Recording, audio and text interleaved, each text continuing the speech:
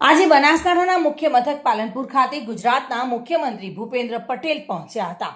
બનાસકાંઠામાં 1000 કરોડથી વધુ કામોનું ખાતમુહૂર્ત અને લોકાર્પણ મુખ્યમંત્રી દ્વારા કરાયું હતું. ગુજરાતના મુખ્યમંત્રી આજે બનાસકાંઠાને કરોડોના કામોની ભેટ આપી હતી. મુખ્યમંત્રીએ કુલ 562 કરોડના ખર્ચે 3 ભાગમાં બનનારા ગ્રીનફિલ્ડ બાયપાસનું ખાતમુહૂર્ત કર્યું હતું.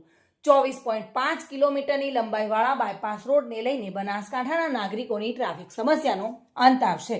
મુખ્યમંત્રીના હસ્તે બનાસકાંઠાના 7થી વધુ વિકાસ કાર્યોનું લોકાર્પણ તથા 15થી વધુ વિકાસ કાર્યોનું ખાતમુહૂર્ત કરવામાં આવ્યું હતું. સંબોધન કાર્યક્રમ જ એવડો મોટો અને સ્ટેજ ઉપર આટલા માન્ય મંત્રીશ્રીઓ સાથેનો કાર્યક્રમ પાલનપુર કિસ્મતવાળું છે કે આજે ઘણી બધી ભેટ લઈને અલગ અલગ ડિપાર્ટમેન્ટની માન્ય મુખ્યમંત્રીશ્રી આવ્યા છે. અને આ અનિકેતભાઈ છે ને એ હમણાં ધીમે ધીમે બોલતા હતા, પણ 1000 કરોડના કામમાંથી 800 કરોડ તો એકલા પાલનપુરના છે. એટલે એ બોલે ધીમું પણ પાલનપુરને ખૂબ મોટો લાભ એમણે સરસ મજાનો અપાવ્યો છે. માન્ય મુખ્યમંત્રીશ્રીનો આભાર આપણે એટલા માટે પણ માનીએ કે જે શરૂઆત મોદી સાહેબે આપણા માટે કરી હતી, આપણો સૂકો પ્રદેશ, પાણી વગરનો પ્રદેશ, અને પાણી એ સૌથી મોટી બનાસકાંઠાની આપણી સમસ્યા. તો સૌથી પહેલા એક નર્મદાની નહેર લાવ્યા અને લોકો માનતા નહોતા કે અહીંયા પાણી આ પહોંચી શકતું હશે, શક્ય જ નથી એમ. પરંતુ માત્ર ત્યાંથી કેવડિયા કોલોનીથી પાણી કેનાલો બની એટલું નહીં, પરંતુ મોટા ભાગનો વિસ્તાર એ એક પશ્ચિમ બનાસકાંઠાનો જે વિસ્તાર છે એના લગભગ 5થી વધારે તાલુકાની અંદર સિંચાઈ માટેનું કામ એ પહેલી નર્મદાની કેનાલથી થયું. આ કામ આઝાદીના 50 વર્ષ પછી ચાલુ થયું અને ચાલુ કરવાનું કામ નર્મદાનું કામ તો ઘણું વહેલું પેલું ત્યાં આગળ પાયો બંધાણો હશે, પરંતુ આ ધરતી પર પાણી પહોંચે એનું કોઈ નહોતું. મુખ્યમંત્રી શ્રી હતા ત્યારે ઉપવાસ ઉપર બેઠા મોદી સાહેબ, અને ઉપવાસ ઉપર બેસીને પણ આ વિસ્તારમાં પાણી નહોતું પહોંચી શકે, ત્યાં આગળ પહોંચાડવા માટેનું કામ મોદી સાહેબે નર્મદાનું કામ કર્યું.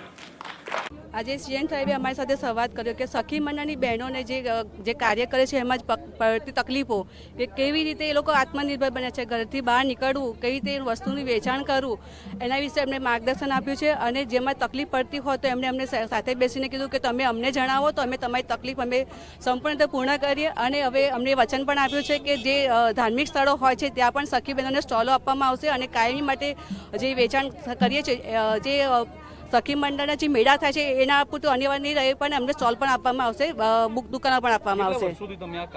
હું છેલ્લા 7 વર્ષથી આ કામ કરું છું.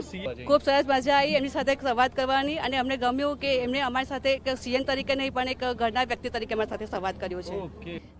બહેનો કઈ રીતે પગભર થઈ અને આટલે એસએજીમાં જોડાયા પછી, અને તમે કઈ રીતે તમારી સક્સેસ સ્ટોરી એના વિશે પહેલાં અમને બધાને પૂછ્યું, પછી એમના સુઝાવ આપ્યા, અને તમને આગળ લાવવા માટે કઈ રીતે પ્રેરણારૂપ બને એના વિશે બી ચર્ચા કરવામાં આવી.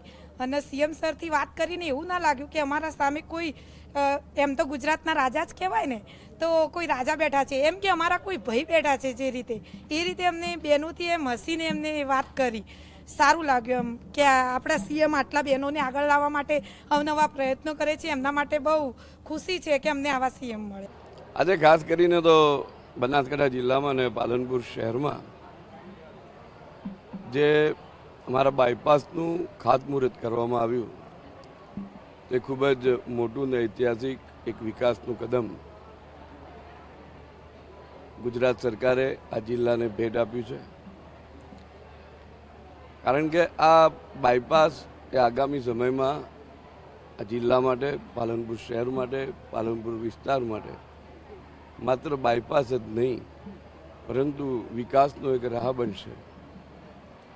સાથે સાથે દરેક આરોગ્ય ક્ષેત્રનું કામ હોય કે શૈક્ષણિક ક્ષેત્રનું કામ હોય,